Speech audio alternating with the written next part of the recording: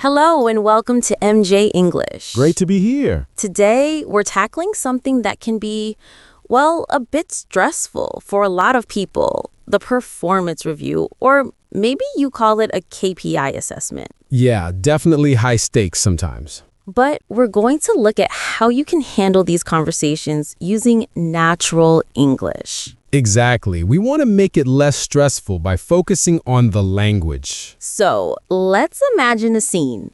An employee, Amy, is having her performance review with her manager, David.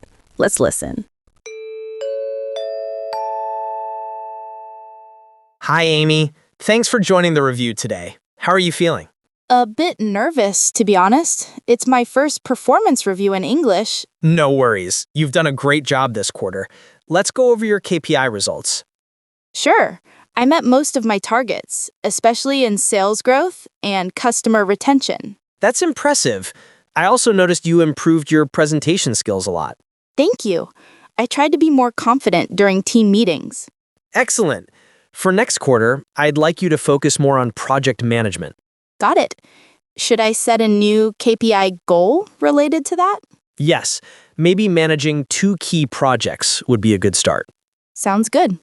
Any feedback on what I can improve? Just continue to communicate proactively and share updates more frequently. Thanks, David. I really appreciate your constructive feedback. My pleasure. Keep up the great work.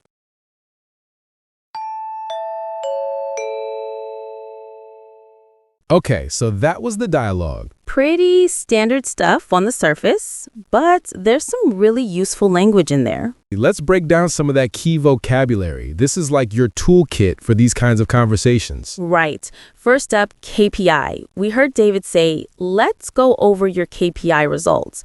KPI just stands for Key Performance Indicator. Basically, the important targets you need to hit for your job, right? Like measures of success? And the review itself is often called a performance review. Pretty straightforward. Then David mentioned specifics, sales growth and customer retention. Those are common business KPIs. Yeah, growing sales, keeping customers happy, standard goals. He also mentioned improving presentation skills, which is more of a soft skill, and the future focus, project management. Skills development, basically. And Amy used a great phrase at the end, constructive feedback. That means feedback that's helpful, aimed at improvement, not just criticism. Very important distinction.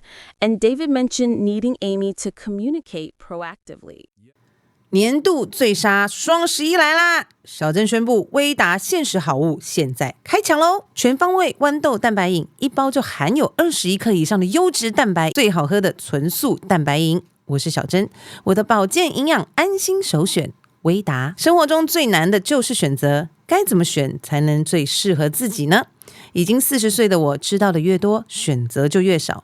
保健营养补给，我只选最专业的。Distinction. And David mentioned needing Amy to communicate proactively. Yes, proactively, meaning taking initiative, communicating before you're asked or before problems arise. It shows you're on top of things. Okay, so that's the vocab. Now, let's look at some practical sentence patterns you can actually use, whether you're the manager or the employee reviewing yourself. How about starting the conversation? David used, let's go over your KPI results. Very direct, very clear. Yes, sets the agenda. And for giving praise, notice he was specific. I notice you improved your presentation skills, not just good job. Right. Specific praise feels more genuine and shows you're actually paying attention. Then, for setting future goals, David said, I'd like you to focus on project management, clear direction. And Amy's response was great too, asking, should I set a new goal related to that? That's really proactive, like you said. It really is. It shows you're engaged and thinking ahead. It turns the feedback into an action plan. Definitely a phrase to remember. Another useful one, maybe if you're the employee wanting feedback, is asking directly, any feedback on what I can improve? It shows openness. Yes, shows you want to grow. And then wrapping up positively, we heard Amy say, I really appreciate your constructive feedback. And David ended with, keep up the great work. Both leave the conversation on a positive, forward-looking note. It makes the whole process feel less like a judgment and more like, a supportive check-in. So, having these kinds of phrases and understanding the key terms really can take a lot of the stress out of these business conversations, especially in English. So, if you want to review all this, get the full transcript, the key vocabulary list, and those useful sentence patterns, we put it all together for you. Just click the link below. Yeah, definitely check that out. Having these language tools really does boost your professional confidence. Okay, that's all for this session of MJ English. Thanks for tuning in.